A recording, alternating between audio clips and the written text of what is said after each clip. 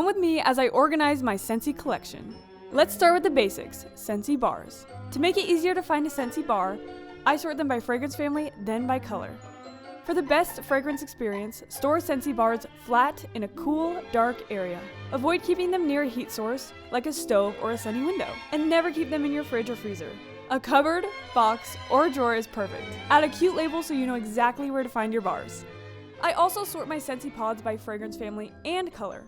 Remember, don't place pods in a freezer. It won't extend their shelf life, and the circulating freezer air can actually make them less fragrant.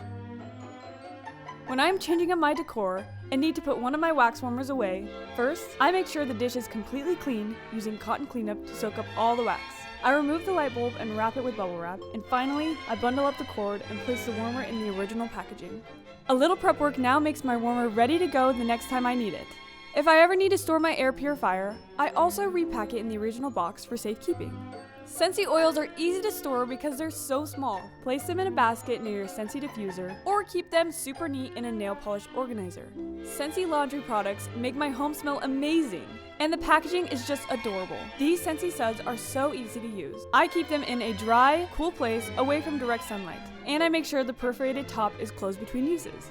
Small products like room sprays and scent circles fit almost anywhere. Until it's time to use them, I keep scent circles sealed in their original packaging.